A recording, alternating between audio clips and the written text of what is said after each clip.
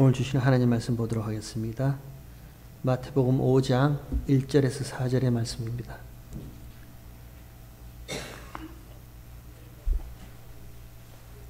여러분 성경책 다 펴시고요. 마태복음 5장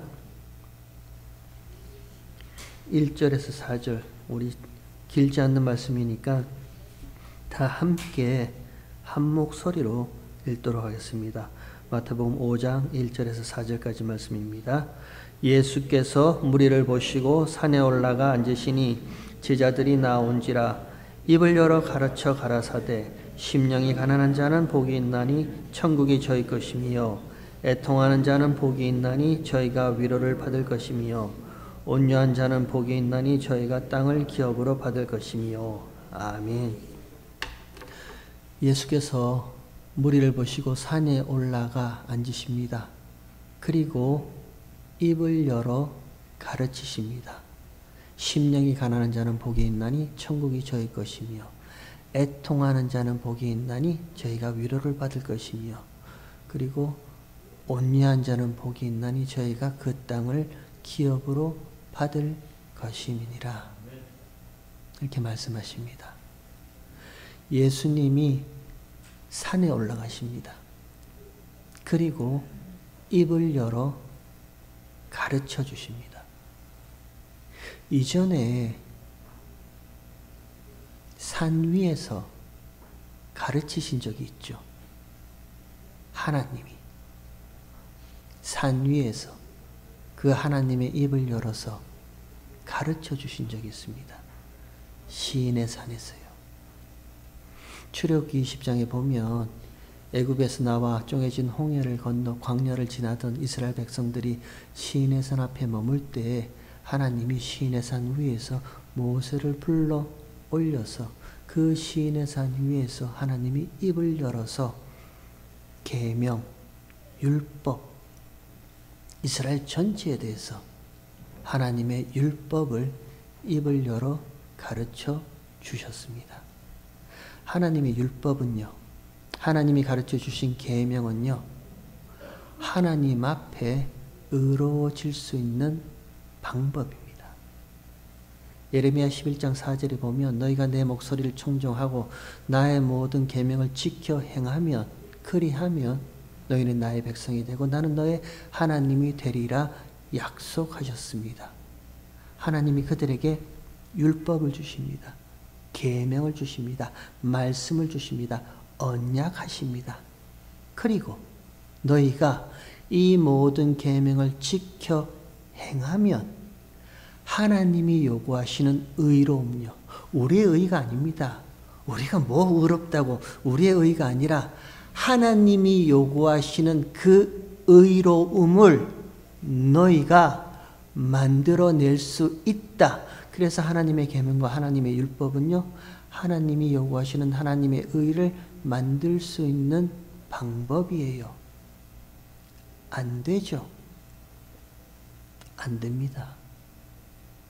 이스라엘 역사 내내 율법을 지켜 행함으로 하나님이 요구하시는 의로움을 만들어서 하나님 앞에 의로운 자를 설 수 있는 자 아무도 없었어요. 이스라엘 역사 내내 율법이 계명이 그것을 증명했습니다. 그래서 사도 바울이 단호하게 말하죠. 확정적으로 말합니다. 로마서 3장 20절에 율법의 행함으로 그 앞에 의롭다 하심을 얻을 육체는 아무도 없다라고 단호하게 얘기를 합니다. 도리어 그것이 죄라고 얘기를 합니다.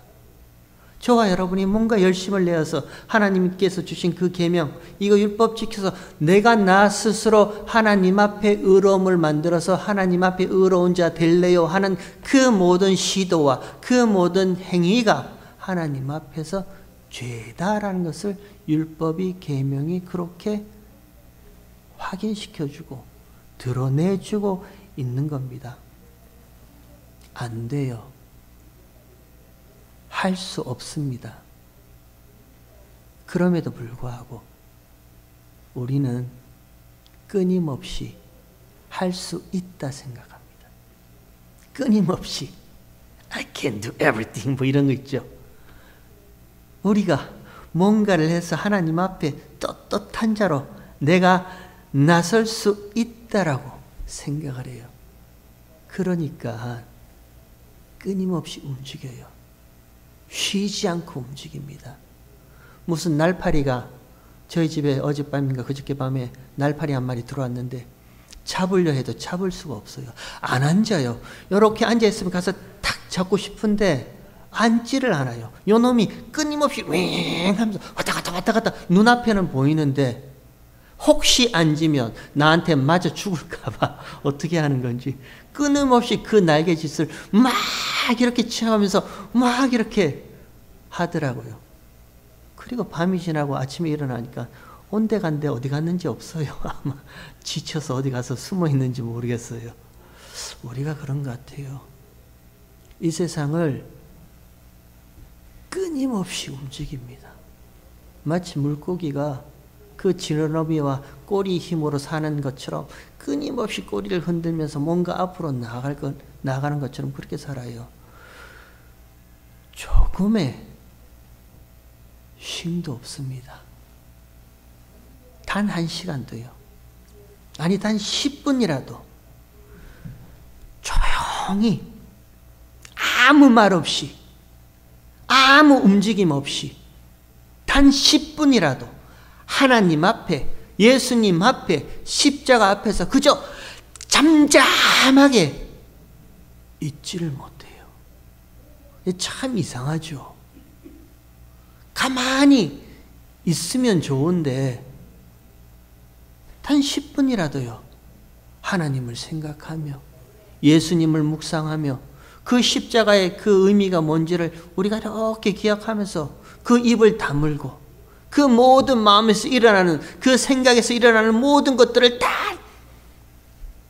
없애버리고 잠잠히 하나님만 생각하고 가만히 있지를 못해요. 왜요? 불안하니까. 가만히 있는 게 불안한가 봐요. 잠잠한 게 불안한가 봐요. 조용한 게 마음에 뭔가 불안한가 봐요. 나만 가만히 있으면, 나만 조용하면, 나만 잠잠하면 뭔가 나만 손해보고 뒤처지고 나만 모르는 것이 있으면 뭐가 불안해하고 그런 모양인 것 같아요. 그러니까 끊임없이 뭔가를 말해야 되고 끊임없이 내가 움직여야 되고 끊임없이 어디론가 돌아다녀야 되고요. 가만히 있질 못합니다. 불안해합니다. 여러분 그렇지 않나요? 어찌 보면 저와 여러분의 인생을 이렇게 돌아보면요. 참 열심히 살죠. 열심히 살았습니다. 쉬지 않고 열심히 살아와요. 왜요? 그게 나를 보존하는 방법이니까. 그게 나를 지키는 유일한 길이니까. 그게 나를 유지하고 그게 내가 구축한 나의 자리를 내가 굳건히 지킬 수 있는 유일한 길이라 생각하니까 끊임없이요. 뭔가 생각하고 뭔가 움직이고 뭔가 말하고 단 10분이라도 하나님 앞에 잠잠히 고요히요. 하나님만 생각하지 못합니다. 그것이 율법 앞에선 저와 여러분의 모습이에요. 이것이 하나님의 계명 앞에선 죄인들의 모습입니다. 하나님이 하시겠다 합니다. 하나님이 나서서 하시겠다 합니다. 그러면 하나님이 하시는 일을 우리는 그냥 그 자리에서 잠잠히 앉아서 지켜보고 쳐다보고 하나님이 놀라우신 일을 행하실 때 그 놀라우신 일을 바라보면서 박수치며 찬송하며 찬양하며 하나님께 영광을 돌리면 되는데 우리 그거 못해요. 잊지 못해요. 자꾸 내가 뭔가를 만들어서 하나님 앞에 내어드리고 칭찬받고 싶어하는 그런 우리의 마음들이 율법 앞에 계명 앞에 그대로 다 드러납니다. 그게 율법 앞에 계명 앞에선 저와 여러분의 모습입니다. 예수님이 산에 올라가십니다. 그 산에 올라가십니다. 성경 원어를 보면 호로스라는 산이란 그 단어 앞에 정관사가 하나 딱 붙어 있어요. 그 산이에요. 다른 산 아무 산이 아니라 그 산이에요. 하나님이 율법을 주신 그 산, 하나님이 계명을 주신 그 산이에요.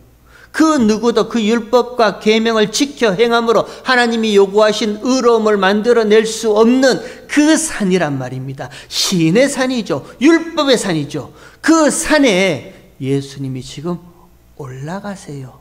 올라가서 입을 열어서 예수님이 가르쳐 주시는 내용이 마태복음 5장에서 7장까지 기록되어 있습니다. 그래서 이 5장에서 7장을 우리는 Sermon on the Mountain, 산 위에서 가르쳐 주신 예수님의 설교 강화, 그래서 산상수훈이라 이렇게 합니다. 오늘부터 저와 여러분이 이 산상수훈, 마태복음 5장부터 7장까지의 내용을 살펴볼 것인데요. 이 말씀을 가지고, 이 말씀을 두고 오늘날 저와 여러분에게 하나님이 무엇을 말씀하고 싶어 하시는지, 하나님이 어떤 하나님의 마음을 저와 여러분에게 전하고 싶어 하시는지 우리 5장에서 7장이 산상수훈의 내용을 가지고 하나하나 같이 한번 살펴봤으면 좋겠습니다. 먼저요, 오늘 이 본문의 말씀을 마태복음 28장, 우리가 지난 주일날 살펴봤던 마태복음 28장 마지막 내용과 한번 먼저 이렇게 한번 연결해 보도록 하겠습니다. 11제자가 갈릴리로 가서 예수의 명하신 산에 이르렀습니다.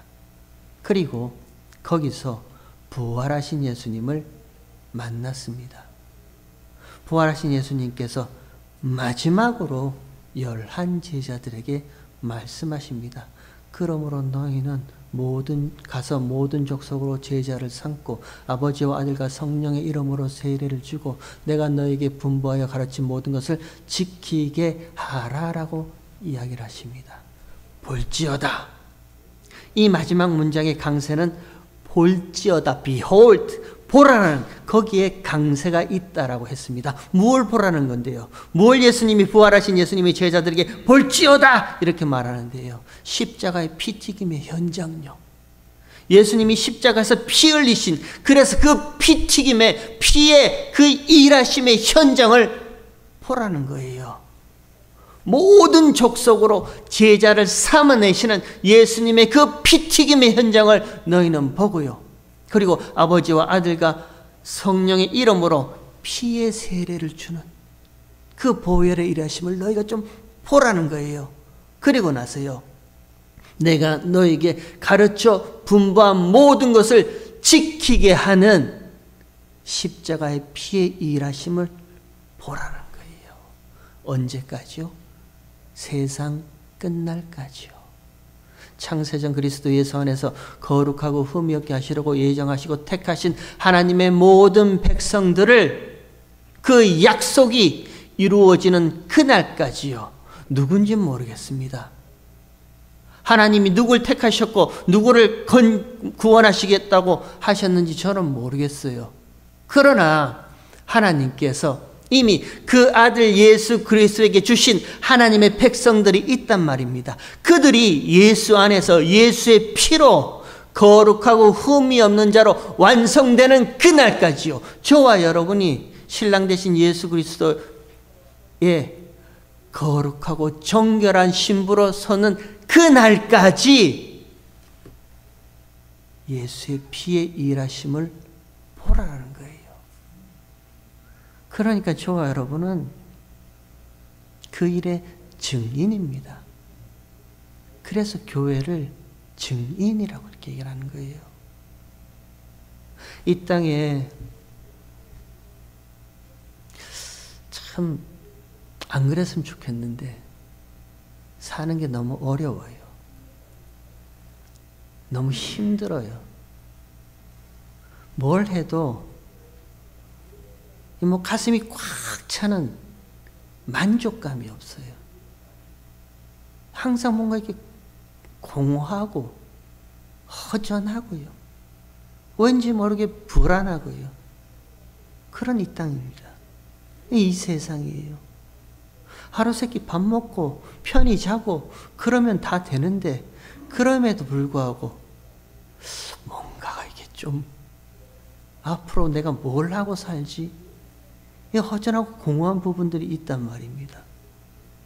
근데 이런 인생 가운데 예수님께서 오시잖아요. 그리고 저와 여러분 가운데 예수님이 오심으로 천국이 너희 가운데 임했다 말하잖아요. 그 눈에서 모든 눈물을 씻기심에 다시는 사망이나 애통이나 곡하는 것이나 슬픔이나 아픈 것이 없는 그 하나님 나라가 너희 가운데 임했다 그러잖아요. 저와 여러분 가운데 하나님 나라가 임했다는 말은요, 저와 여러분은 하나님 나라의 통치 아래요, 하나님 나라의 다스림 아래 있다라는 말이에요. 비록 저와 여러분이 이 세상을 살아가고 있지만, 비록 저와 여러분이 이 고통 많고 눈물 많고 힘들고 아픈 이 세상요, 이 어려운 세상을 살아가고 있지만, 이미 저와 여러분은 하나님 나라의 통치를 받고 있는 자다. 그게 예수님이 오셔서 너희 가운데 하나님 나라가 임했다라는 말씀이잖아요. 그리고 그것을 확정적으로 저와 여러분에게 보여주시는 것이 십자가의 피란 말입니다. 예수의 피로, 그 피가 덮여진 저와 여러분은 다시는 아픔도 눈물도 슬픔도 고통도 죽는 것이나 사망하는 것이 없는 그 하나님 나라의 다스림 안에 있다라는 거예요. 물어볼까요? 이 모든 일을 다 누가 행하셨어요? 하나님이 행하셨죠. 누가 계획하셨습니까? 하나님이 계획하셨습니다. 누가 약속하셨습니까? 성부 하나님과 성자 예수님이 언약하셨습니다. 언제요? 저와 여러분의 형질이 이루어지기도 전에요. 모든 만물이 창조되기도 이전에 하나님은 이미 성자 예수님과 약속하셨단 말입니다. 언약하신 거예요. 하나님의 나라와 그 하나님의 나라의 백성을 이렇게 만들자라고 언약하셨단 말입니다. 그 언약을 이루시기 위해서 예수님이 이 땅 가운데 오셨어요. 그리고 그 언약을 이루시기 위해서 예수님이 십자가에서 못 박혀 죽으셨단 말입니다. 때가 참에, 갈라디아서 4장 4절의 말씀이죠. 때가 참에 하나님이 그 아들을 예수 그리스도를 이 땅 가운데 보내실 때 여자에게 나게 하시고 율법 아래 나게 하신 것은 율법 아래 있는 모든 자들을 속량하신다는 거예요. 율법의 정죄 아래 있는 모든 하나님의 죄인들, 백성들을 그 율법의 정죄 아래서부터 건져내신다는 거예요. 그리고 저와 여러분에게 아들의 명분을 주시겠다는 거예요. 아들의 명분입니다. 저와 여러분이 무엇이라도 만들 수 없는 하나님이 요구하시는 의로움요, 하나님이 요구하시고 하나님이 받으시는 의로움은 예수 그리스도의 의로움밖에 없어요. 예수의 의밖에 없단 말입니다. 그 예수 그리스도의 십자가의 의로우심을 저와 여러분에게 주시는 거예요. 그 명분, 아들됨의 명분을 예수의 피가 덮여져 있는 저와 여러분에게 주시는 거예요. 때가 참에 그 일을 위해서 예수님이 저와 여러분에게 오십니다. 그러면요, 그 예수님의 오심은요, 하나님이신 예수님이 이 땅 가운데 오심은요, 다만 저와 여러분을 이 땅 가운데서 잘 먹고 잘 사는 자로, 평안한 자로, 문제없는 자로, 행복한 자로 만들어내시기 위함이 아니겠죠. 우리 그거 알잖아요. 때가 참에 하나님이 그 아들 예수 그리스도를 여자에게 나게 하시고 율법 아래 나게 하신 것은 다만 그 예수로 말미암아 우리가 이 땅 가운데 평안하게 이 땅 가운데 살자, 그 이유가 아니라는 것을 안단 말입니다. 예수님이 행하신 일이 뭐예요? 우리가 지난 주일날 우리 살펴봤죠. 예수님은 위에서 오셨습니다. 하늘에서 오셨습니다. 그 하늘에서 오신, 위에서 오신 예수님이 이 땅 가운데 행하신 예수님의 모든 일은 하나님의 일이에요. 위의 일이단 말입니다. 하나님 나라의 일이에요. 근데 이 땅 가운데 사는 저와 여러분은요, 그걸 땅의 일로만 생각한다 이야기했죠. 그걸 바라보는 우리는 땅의 일로 생각하는 거예요. 예수님이 이 땅 가운데 오셨습니다. 그리고 병자를 고쳐주십니다. 아픈 자도 고쳐주시고 귀신도 쫓아내시고 각생병과 각생질병과 또 힘듦과 슬픔과 혹은 죽은 자도 살려내셨습니다. 맞아요. 예수님이 그 일을 하셨습니다. 그래서요, 그 모든 일을 바라보는 우리는 그걸 땅의 일로만 생각해요. 그러니까 내 아픔, 내 슬픔, 내 문제, 내 어려움도 예수님 고쳐주시고 해결해 주세요. 그렇게 예수 앞에 모여들죠.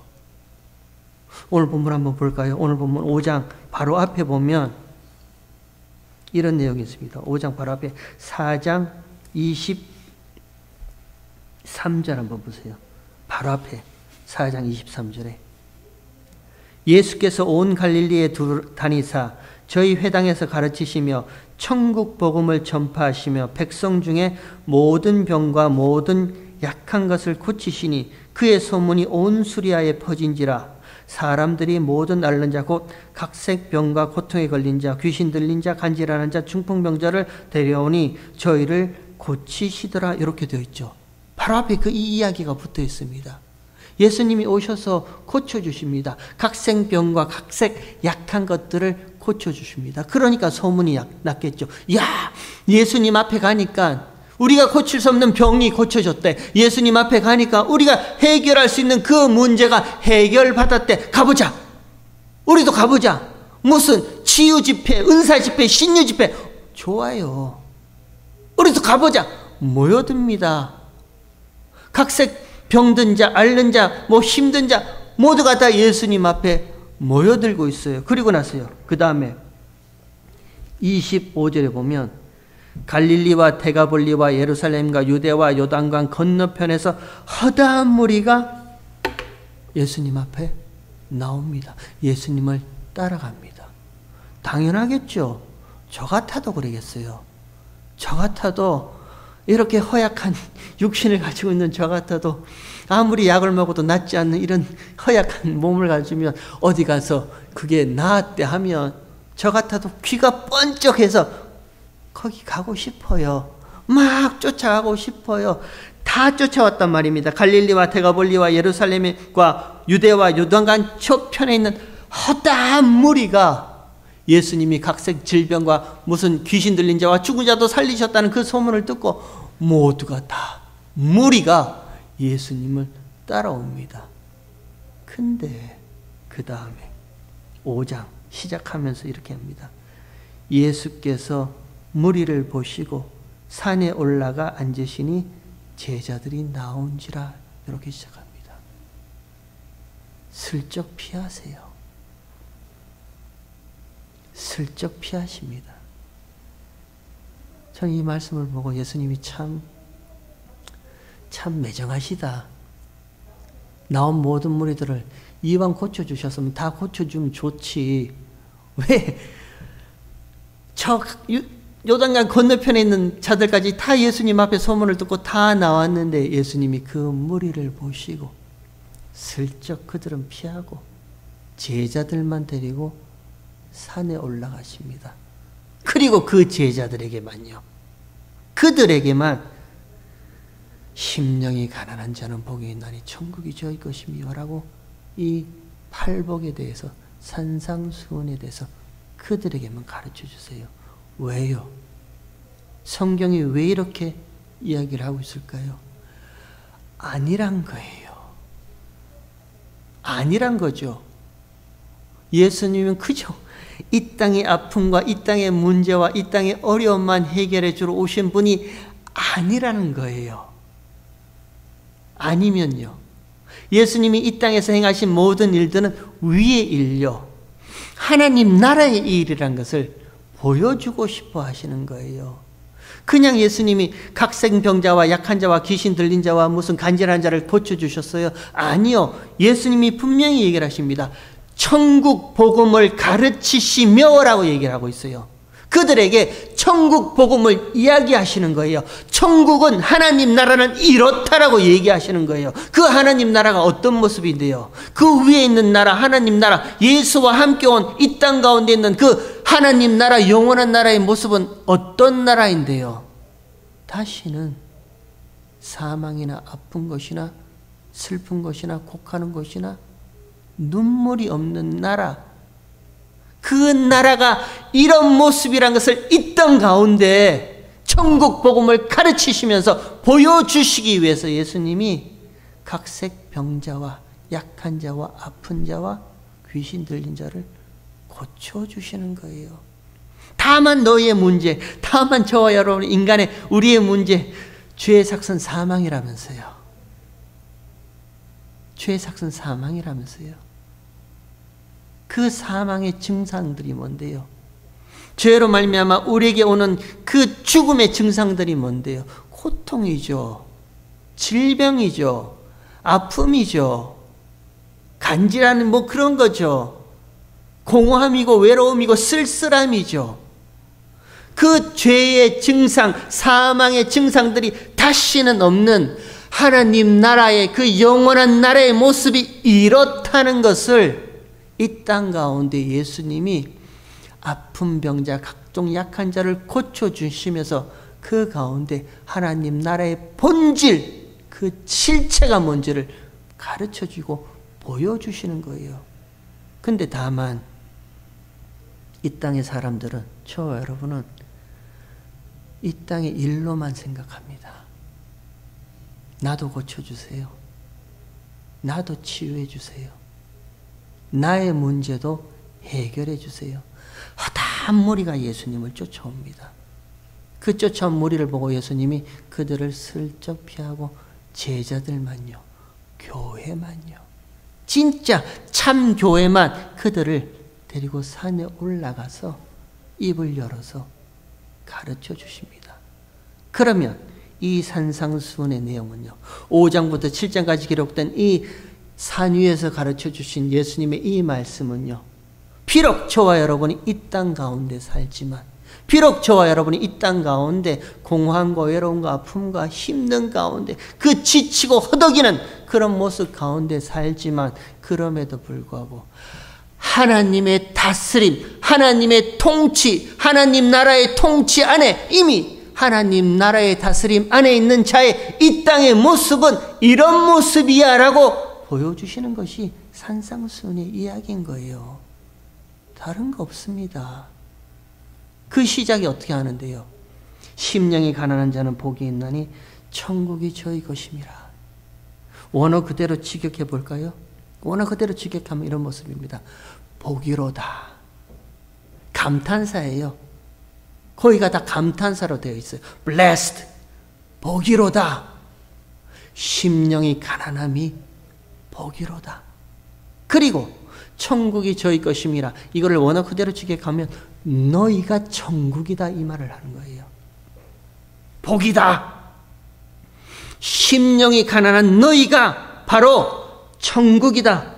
너희가 바로 하나님 나라의 통치 아래, 하나님 나라의 다스림 안에 있는 자들이다. 그 말 하시는 거예요. 그러면 또 물어보고 싶죠. 심령이 가난하다는 말이 뭔가? 예수님이 말씀하시잖아요. 복이로다. 심령이 가난한 자. 그게 복이야. 그게 이미 하나님 나라의 다스림 안에 있는 너의 모습이야 라고 얘기를 하잖아요. 심령이 가난하다는 것은요, 다른 거 없습니다.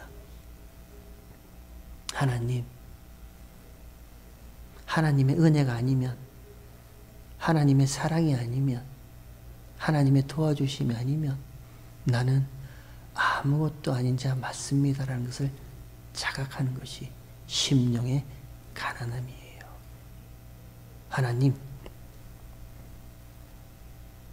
하나님께서 이런 나를 택하지 아니하셨다면, 이런 나에게 긍휼을 베풀지 아니하셨다면, 이런 나를 불쌍히 여기지 아니하시고 그냥 나 사는 대로 내어버려 두셨다면, 내가 어떤 모양으로 살다가 그 결국은 어떠한지 내 눈에 뻔한데, 그럼에도 불구하고 하나님이 이런 나를 불쌍히 여기셔서 손잡아 주시고 이끌어 주시고 지금까지 이렇게 나를 붙잡아 주시는 거에 대해서, 그거를 아는 것이 심령이 가난하다고 하는 거예요. 저와 여러분, 나의 힘대로 삽니다. 우리는 내가 실력을 갖추고, 내가 돈을 많이 벌고, 내가 어떤 덕목과 학목과 지식을 쌓고, 내가 학벌을 가지고, 내가 무슨 박사학위를 따고, 이렇게 하면 이 세상 하나님 앞에 당당하게 사는 줄 압니다. 뭔가 큰 돈을 벌었어요. 뭐 이렇게 선교 헌금도 뭐 교회 이래서 하나님께 영광을 돌리는 줄 알아요. 아니요, 그렇지 않습니다. 정말 심령이 가난하다는 것은요, 그래요, 하나님 맞습니다. 아무리 내가 많이 가졌다 하더라도, 아무리 내가 많이 안다 하더라도 하나님께서 이런 나를 불쌍히 여기지 아니하셨다면 나는 결국 영원한 그 죄악 가운데 있을 수밖에 없는 죄인이 맞습니다라는 것을 자각하는 것이 심령이 가난하다는 것이에요. 그 대표적인 인물이 누군데요? 다윗이잖아요. 누가 다윗만큼 따라갈 자 있습니까? 누가 다윗만큼 가진 자 있어요? 누가 다윗만큼 많이 배운 자 있어요? 누가 다윗만큼 훌륭한 자 있어요? 근데 그가 하나님 앞에 범죄한 이후에 이게 죄라는 것을 하나님 앞에 자각합니다. 깨닫습니다.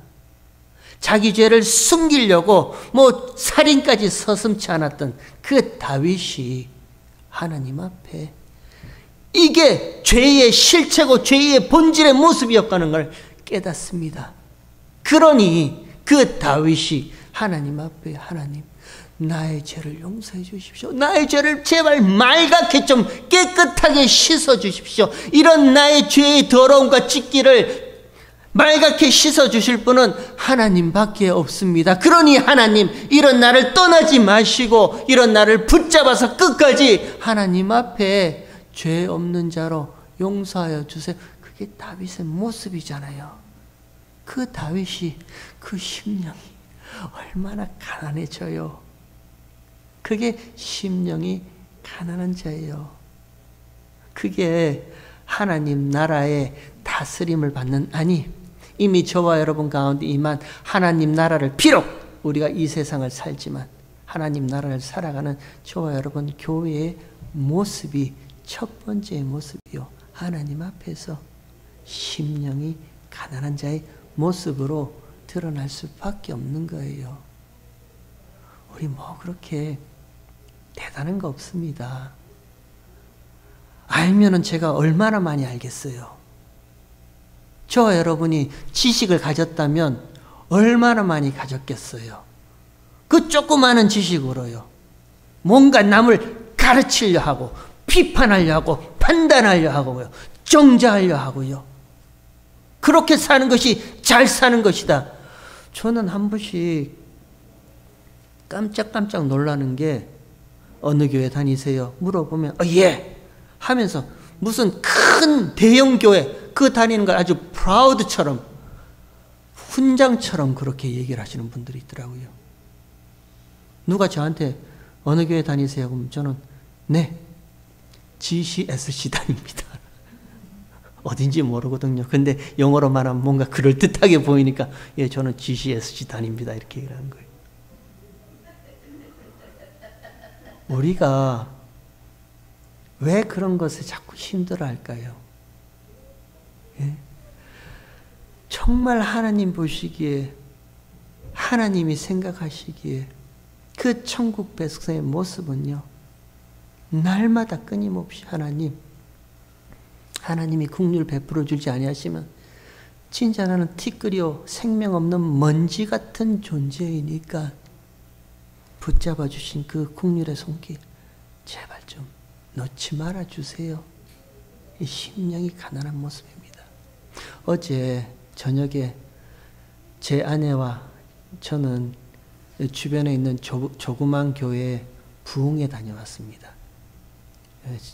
저희와 비슷한가? 아니요, 저희보다 조금 더 작은 연약한 교회 부흥회 한다 그래서 제가 아내랑 살짝 얘기해서 같이 부흥회 다녀왔습니다.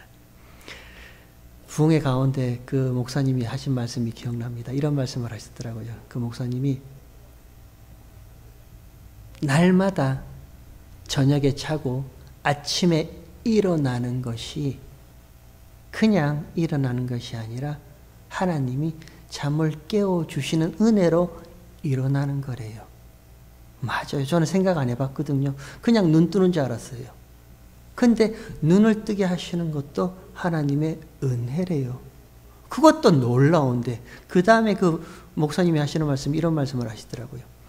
날마다 아침에 눈을 떠서 똑같은 장소, 똑같은 환경, 똑같은 사람을 보면 좋은데 아침에 눈을 떴는데 뜻밖의 새로운 장소라면 어쩌고 그 말에 가슴이 철렁 내려앉는 거예요. 제가 아침에 눈을 떴는데 똑같이 제가 자던 방에 일어나서 똑같이 만나던 식구들의 얼굴을 보고 그러면은 괜찮은데 아침에 눈을 떴는데 전혀 뜻밖의 그분의 이야기처럼 뜨뜻미징한 곳에 지옥이라 얘기하지 않고 뜨뜻미징한 곳에 눈을 떴다면 어떡하실 거냐고 그렇게 물어보더라고요. 가슴이 철렁해요. 또 반면에요. 아침에 눈을 떴는데 정말 온몸으로 영광의 빛을 다 맞는 그곳에서 눈을 떴다면 어떠하실 것 같냐라고 물어보더라고요. 와, 저는 마음이 너무 벅찼어요. 하나님께서 긍휼을 베풀어 주지 않아야 하셨으면 어느 날 눈을 떴는데 생판, 이게 뭐야? 1년, 10년, 100년 견디라면 견디겠어요. 근데 그게 영원이라면서요. 영원히 그곳에 있어야 된다면서요. 너무너무 마음이 철렁해요. 반면에 하나님께서 긍휼히 베풀어 주셔서 그 긍휼로 말미암아 십자가의 도를 알게 하시네요.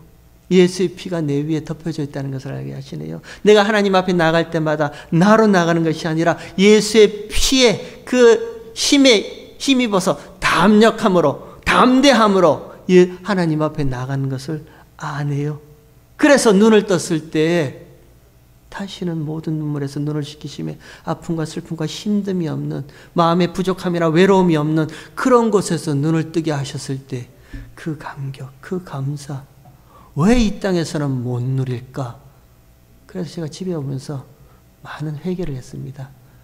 제 아내는 제 옆에 앉아서 저를 막 야단쳤어요. 왜? 그 강사 목사님이 참 웃기시는 분이에요. 우스갯소리를 굉장히 많이 하세요. 근데 저는 하나도 안 웃었거든요. 안 웃는다고 인상 쓰고 있는다고 아내가 저한테 뭐라 그래요. 저는 지금 제 머릿속에 하나님 나라를 생각하면서 막 심각한 표정으로 있는 건데 그분을 무시하는 게 아니라 저 혼자서 막 그 말씀을 생각하고 있는 건데 제 아내는 웃지 않는다고 저한테 막 뭐라고 하면서 창피해 죽겠다고 다시는 같이 어디 안 다닌다고. 예. 여러분 그지 않아요? 저는 하나님 나라를 살아가는 저와 여러분의 첫 번째 모습이 이 심령의 가난한 자의 모습인 줄 믿습니다. 그렇게 큰 소리 칠 거 없어요. 대단한 거 없어요. 자격요? 저와 여러분이 무슨 자격이 있는데요?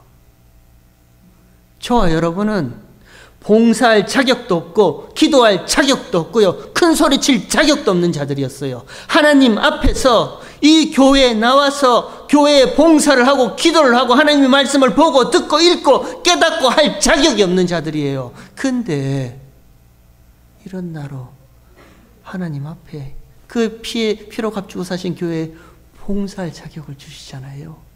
기도할 자격도 주셨잖아요. 말씀을 깨닫게 하는 자격도 주셨잖아요. 그 십자가의 복음을 전하는 전도자의 자격도 주셨고요. 땅끝까지 복음을 전하라는 그 예수님의 말씀의 피의 증인으로 땅끝까지 선교의 일을 하는 그 일을 감당하는 그 자격도 저와 여러분에게 주셨잖아요. 그러면 감사한 거 아닌가요? 그러면 범사에 감사하죠. 우리가 감사 못할 게 뭐 있어요?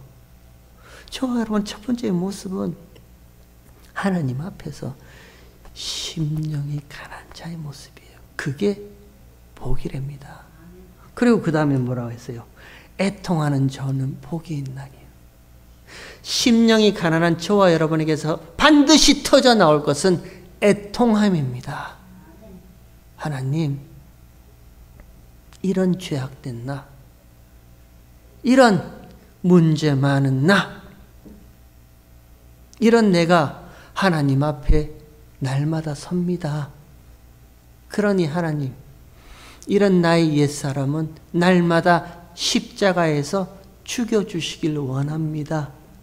날마다 옛사람의 죽음이 십자가 앞에서 하나님 앞에서 나오잖아요. 그게 애통이란 말입니다. 이런 나의 죄악을 보고 이런 나의 죄의 찢기들을 보고요. 이런 나의 고집스러운 모습을 보고 하나님 앞에서 하나님 제발 십자가로 말씀으로 나를 쳐서 죽여주세요. 그 나의 옛사람의 죽음에서 내 입에서 터져 나오는 것이 애통함이라는 거예요. 그 애통함에 눈물 적셔 보신 적 있으세요? 여러분 밤에 잠을 주무시다가 오늘 하루를 맞이하면서 하나님, 내가 오늘 하루도 왜 이렇게까지밖에 못 살았습니까? 왜 이 정도밖에 안 됩니까?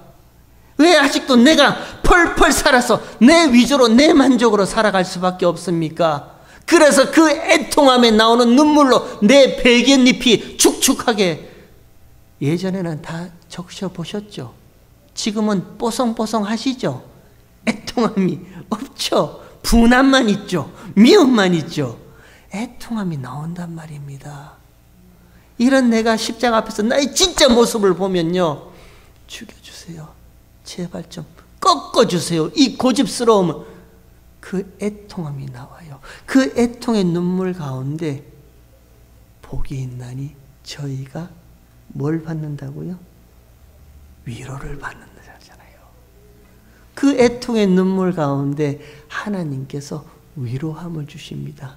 어떤 위로요? 저와 여러분의 위로는 뭔데요? 예수님밖에 더 있어요? 십자가에 죽으시고 부활하신 그 예수님밖에 또 다른 무엇이 위로가 될 거예요?